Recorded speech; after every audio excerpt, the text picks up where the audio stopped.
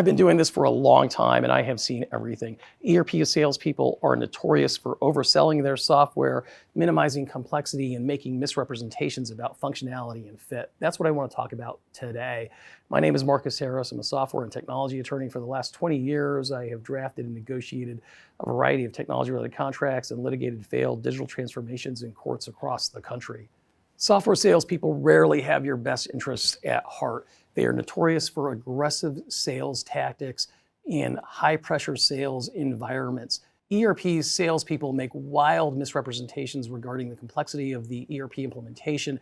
They make wild misrepresentations regarding the complexity of the software or the fit of the software for your business. One of the things that we will typically see in the lawsuits that we litigate is some sort of a representation that the software was an out-of-the-box solution. And if you see this, you really have to take a step backward. There really is no out-of-the-box solution for every industry. Software is not a one-size-fits-all proposition. And if a salesperson is telling you that that software functionality is out of the box, requires no modification, no customization, I think you need to take that with a big grain of salt. One of the other common vendor sales tactics we will see will be a representation that the software incorporates industry best practices. This is incredibly common. And I think you have to understand that nobody understands your industry as well as you and your competitors do. Certainly not a software salesperson or a software developer or a software vendor.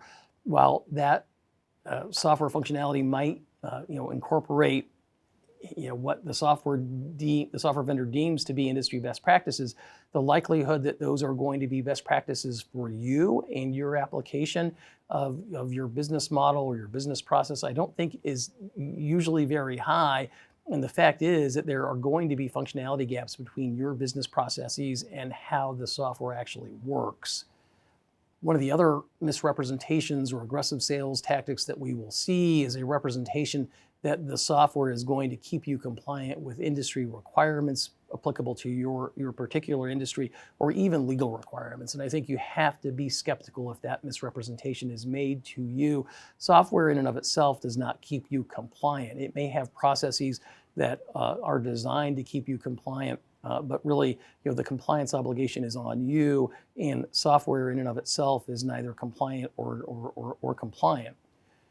One representation that we are seeing on a more regular basis, especially with a big push to the cloud and artificial deadlines that are coming up by many vendors, is really that the switch from on-premise to cloud is going to be easy. It's going to essentially be some sort of a lift and shift of the code base or the data that's in the on-premise to the cloud. And really, that's not the case. Cloud implementations, while I think they can be easier in some ways than traditional on-prem implementations, it's certainly not going to be an easy process. And the reality is that a lot of these cloud solutions are half-baked. They are not ready for prime time, and they're not going to function as quickly or efficiently as an on-premise solution would have. And I think if your expectations are that it will, you're going to be disappointed. One of the other representations that we see is that the software is going to meet your business needs and it's going to address your particular business processes. And I think this representation is often made without a lot of due diligence having been conducted and without a full understanding by that software vendor of what your business processes actually are. Software salespeople are notorious for telling you that the software is going to work without the need for modification or customization, or alternatively, they'll minimize the functionality gap by saying, oh, well, we can just modify the software or customize the software to address that. What they don't tell you is it going to do it well? And they certainly aren't going to tell you how much that modification or customization is going to cost. Software salespeople are notorious for minimizing the complexity of the implementation and the resources that are going to be needed to implement that software. And I think when they do that, they really do you a disservice. They will tell you that it is going to be easy. They will minimize the complexity. They will tell you that the implementation can be accomplished in 12 months, when in reality it's going to be more like 36 months. They'll underbid the project, all for the purpose of getting you to sign on the bottom line.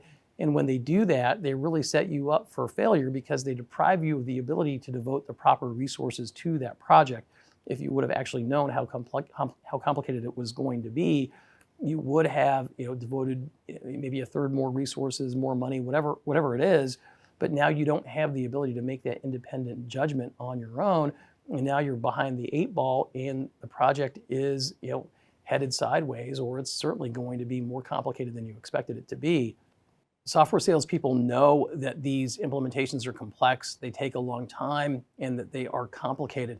And one of the things that they do to minimize customer apprehension with the complexity of these projects is they will utilize shiny new objects, whether it's touting artificial intelligence and the efficiencies that it's going to bring, or touting novel ways to implement the software. One of the things that they will tout many times in the cases that we litigate is an agile implementation methodology, with the implicit understanding being that that is a way to quickly and efficiently get you to a minimally viable product, and it's a shortcut through the complexity of the implementation process. And the reality is that, in my view, Agile, I think, contributes to failure more than it doesn't. And it really isn't a software implementation methodology, it's a software development methodology. And I think the representation that it's going to make things easier is not necessarily true. One of the other ways that software salespeople will mislead you is by telling you that cloud is going to be cheaper. And I think that just is not always true. Certainly, I think in the context of an implementation project, if you're deploying a cloud model, it very well may be less expensive to do that than a traditional on-prem model with a lot of customization and modification. But the reality is that over time, over the life cycle of your utilization of that cloud product, you were going to spend much more money than you would on an on-premise solution with a perpetual license fee that you pay one time. With a cloud product, it's a lease, it's a perpetual obligation to continue to pay that software vendor money, and that's why they love it, and that's why there is a massive push to the cloud going on right now. Software vendors will tell you that they will assign their best people to your project, and a lot of times that simply isn't true, especially in this current environment with the push to the cloud. There's a dearth of consulting resources. The A team is simply not always going to be available, and instead of utilizing their best resources, they will often use your project as a training ground for new or inexperienced consultants, which I think is incredibly problematic. They use offshore resources, they work remotely, and like I said, they use brand new consultants that don't have an understanding of your industry and may not even have an understanding of the software solution that they're trying to implement. And the final aggressive tactic that we see in almost every deal that we are involved in is really false senses of urgency associated with getting that deal signed. They want you to sign by year end, they want you to sign by quarter end, and there is an implicit threat or even an overt threat that the discounts that you've been able to negotiate are absolutely going to go away. And while that's true sometimes, I think the deal will still be there on January 1 that was there on December 31st.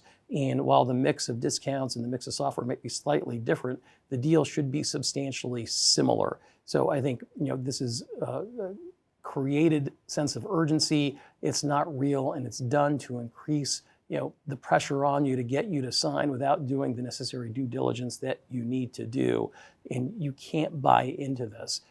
If you're experiencing any of these aggressive sales tactics in the sales process, feel free to reach out to us. We'd love to talk to you, get an understanding of the lay of the land and what you're dealing with, and point you in the right direction. Please feel free to reach out to us at taftlaw.com.